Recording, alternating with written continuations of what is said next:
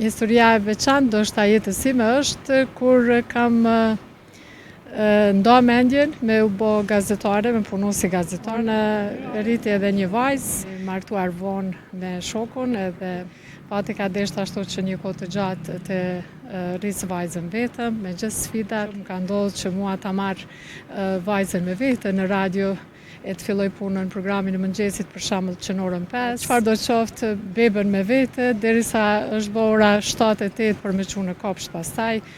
Kolegët e mi ma kanë rritë vajzën. Disponim mirë dukesh. Por përpiqem me mbajt. Sa mirë. Prej kaj puna vjen? Unë jetoj në Prishtinë. Prishtinë. Kush jeni ju? Nga jemi paqja më e madhe histori tjetër këne gjuar. Po, jo për cilë edhe unë shumë. Sa mirë më vjen. A ki do një përrejtje për neve? Absolutisht, jo, më pëlqen shumë shpesh i dëgjoj historitë, rrëfimet që keni aty. Bëjmë shumë përshtypje mënyrën e realizimit.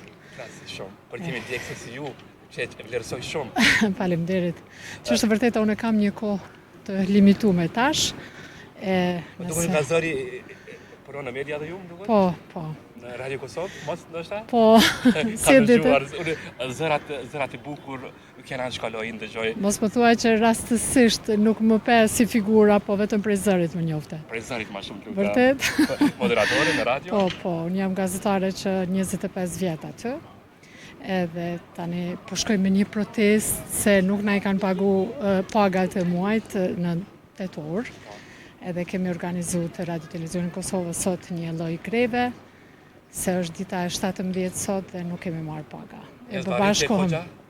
Sigurisht është fyrje e dinjitetit të secilit punëtor nëse nuk paguhet për atë që jep, për atë që punon, pavarësisht se ku. Ju kërkoni drejta, sigurisht që ju duhet si gazetar. Sigurisht, është me legje garantuar paga e secilit punëtor.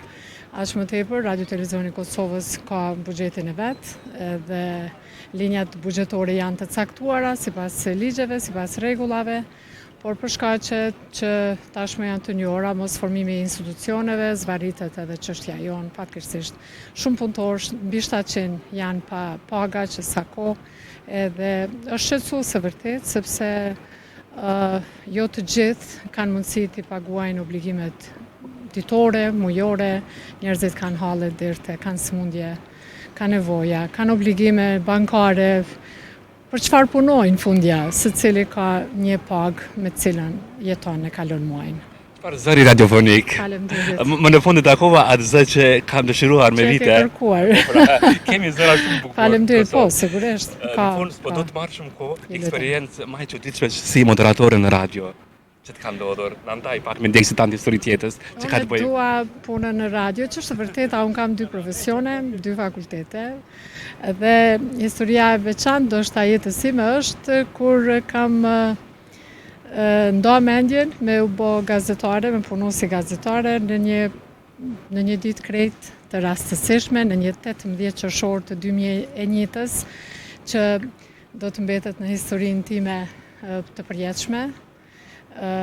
Unë deri në atë datë kisha punuar si mësimdhënëse profesoreshe matematikës, sepse kam kryer fakultetin e matematikës. Krejt rastësisht shkova në një konkurs gazetarie sa për të kryer një pushim vere dhe aty më kanë zbuluar mjeshtrit e gazetarisë një talentimin ndoshta të fjetur timin, edhe mandej kam punuar pak më shumë intensivisht aty, edhe mandej kurresht jam ka bë me hulumtu pak më shumë, kam bë pak më shumë shkollë mandej në këtë fushë dhe ja prej atëherë mbeta në këtë profesion, që është vërteta unë e dua shumë, po matematika më ka shërbyer shumë edhe në gazetari, sepse përpiqem të mas fjalën edhe matematikisht, ta shkruaj atë matematikisht, të mendoj matematikisht kur e them fjalën publike. Dhe jam ju njohëse matematikës shumë për shërbimin që më ka bërë edhe në fushën e gazetarisë. Tash këtu kam bërë një master në komunikim masiv, edhe mësoj për ditë, është fushë që mësohet çdo ditë. Po fatkeqësisht ja këtu jetojmë edhe ne në Kosovë dhe këto kushte kemi, nuk paguhemi për punën që bëjmë. Është mision i vështirë gazetaria, sidomos. Nuk është vetëm profesion, është mision, sepse aq më tepër i ndjeshëm. Do mos më ngruam fal. Po. Unë rriti edhe një vajzë, faleminderit, jemi martuar vonë me shokun edhe fatet e jetës të përplasin herë këndej, fati ka desht ashtu që një kohë të gjatë të rrisë vajzën vetëm, me gjithë sfidat, që po të thosha, ky profesion është i ndjeshëm, ka ndodhur që mua ta marr vajzën me vete në radio e të filloj punën në programin e mëngjesit për shembull që në orën 5, a ka qenë dimër, a ftoft, a erë, a vera, çfarë do qoftë, bebën me vete, derisa është bë ora 7-8 për me çu në kopsht pastaj. Kolegët e mi ma kanë rritë vajzën, edhe u jam mirënjohëse shumë, sepse ajo ka qëndruar me teknikun me ata, derisa unë ju kam thënë njerëzve mirëmëngjesi. Interesante është të duash profesionin gazetarisë, e dëshmon që ju e keni dashur, mirë po nuk keni lënë asnjëherë anash.